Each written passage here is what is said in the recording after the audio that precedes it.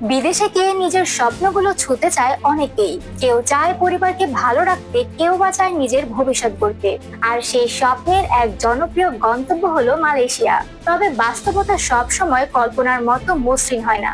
দক্ষতার অভাব, ভুল এজেন্সি বাছাই কিংবা শোষণের ফাঁদে পড়ে অনেকেই স্বপ্নকে হারিয়ে ফেলেন। কিন্তু এবার বাংলাদেশি কর্মীদের সুরক্ষায় নতুন এক প্রতিশ্রুতি দিয়েছে মালয়েশিয়া সরকার।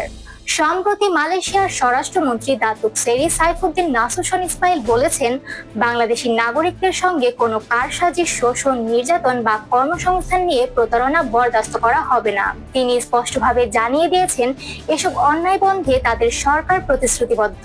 এই আশ্বাস এসেছে এক গুরুত্বপূর্ণ সৌজন্য সাক্ষাতে।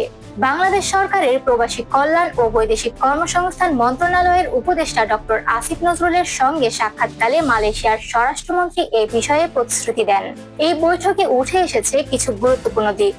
বিদেশি কর্মীদের ব্যবস্থাপনা, নীতিগত সিদ্ধান্ত, অভিবাসন ব্যয় হ্রাস সহ সঠিক ব্যবস্থাপনার প্রয়োজনীয়তা। প্রধানমন্ত্রী দাতুক সেরি আনোয়ার ইব্রাহিমের পক্ষ থেকেও বাংলাদেশ সরকারকে ধন্যবাদ জানানো হয়েছে বিদেশি কর্মীদের ব্যবস্থাপনায় সহায়তার জন্য। মালয়েশিয়ার মানব সম্পদ মন্ত্রণালয়ও এই বৈঠককে বেশ গুরুত্বের সঙ্গে দেখেছে। তাদের মন্ত্রী স্টিভেন সি চিং কিয়ং জানিয়েছেন, বিশেষ করে বাংলাদেশি কর্মীদের কল্যাণ নিয়ে আলোচনা হয়েছে এবং উভয় পক্ষই একমত। একটি নিরাপদ, ন্যায্য ও অধিকার সম্মত কর্মসংস্থান পরিবেশ নিশ্চিত করতে কৌশলগত সহযোগিতা জোরদার করা হবে।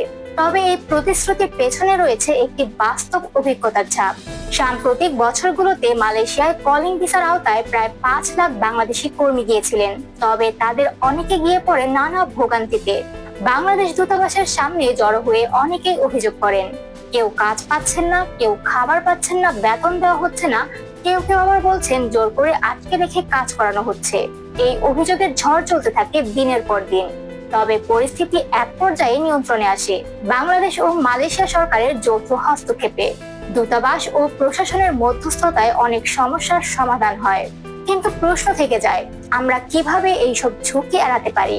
এর সঠিক উত্তর হলো প্রস্তুতি।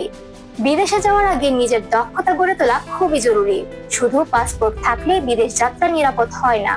বিশ্ববাজারে চাহিদা সম্পন্ন দক্ষতা অর্জন করতে হবে, হোক সেটা নির্মাণ, কৃষি, ইলেকট্রিশিয়ান বা কারিগরি কোনো পেশা। এছাড়া সঠিক এজেন্সি বাছাই করাটা সবচেয়ে গুরুত্বপূর্ণ। ভুল এজেন্সির মাধ্যমে বিদেশে গেলে প্রতারিত হওয়ার সম্ভাবনা অনেক বেশি। তাই বিদেশে যাওয়ার আগে অবশ্যই যাচাই বাছাই করে তথ্য জেনে প্রশিক্ষণ নিয়ে তবেই পা বাড়াতে হবে। শেষ কথা, বিদেশ মানে শুধু টাকা রোজগার নয়, বিদেশ মানে এক অচেনা পরিবেশে নিজের অবস্থান গড়ে তোলা। তাই যে পথেই যায় না কেন, হোক সেটা মালয়েশিয়া কিংবা অন্য কোনো দেশ, চলতে হবে প্রস্তুতি নিয়ে সচেতনতার সঙ্গে। এই ছিল আমাদের আজকের প্রতিবেদন।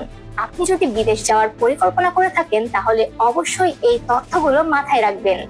ভিডিওটি ভালো লেগে থাকলে অবশ্যই লাইক, শেয়ার এবং সাবস্ক্রাইব করে আমাদের সাথেই থাকবেন। ধন্যবাদ।